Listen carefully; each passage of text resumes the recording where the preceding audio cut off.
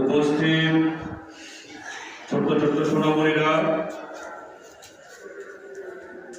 প্রতিবেশী মা ও বোনেরা, আসসালামু আলাইকুম ওয়া রাহমাতুল্লাহ।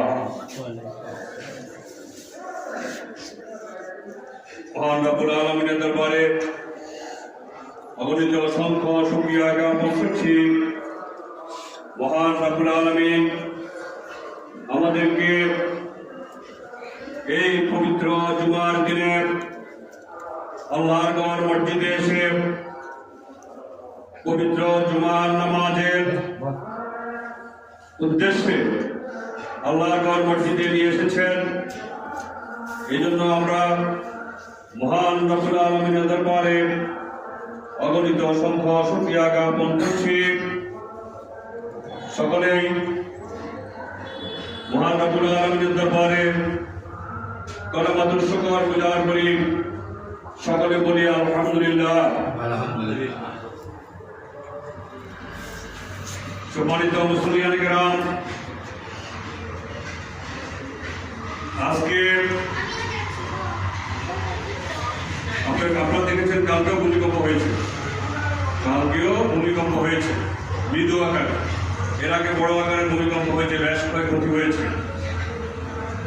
এটার জন্য মানুষ যখন নাফরমান হয়ে যায়, সমাজে মানুষ যখন মুনাফিকের সংখ্যা যখন বেড়ে যায়, তখন আল্লাহ নানা রকম আসমানি এবং জমিনি গজব নাজিল করেন।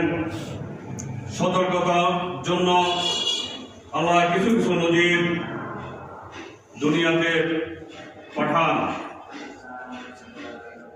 তারই ধারাবাহিকতায় এই যে ভূমিকম্প, মহামারী, সমাজে অস্থিরতা, খুন খারাপি প্রতিনিয়ত লেগে আছে।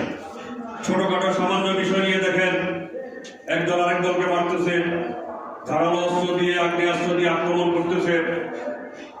বাংলাদেশের প্রতিদিন কোনো না কোনো জায়গায় এই ধরনের সমস্যা হচ্ছে। এগুলো হচ্ছে আমাদের সৃষ্টি, মানুষের সৃষ্টি। কারণ মানুষ নাফরমান হয়ে যাচ্ছে, দিন দিন মুনাফিকের সংখ্যা বেড়ে যাচ্ছে। আমি সবসময় আপনাদেরকে বলে থাকি, মুনাফিক কাফের কর্ম, মুনাফিক নয়। মুনাফিক হচ্ছে মুসলমান নামধারী, কলমাও পড়েছে, কোরআন হাদিসের কথা বলবে কথায় কথায়, আর সারাক্ষণ মিথ্যা কথা বলবে, গীবত করবে, মানুষের পিছনে পিছনে কথা বলবে, অন্যের ক্ষতি করার চিন্তা করবে।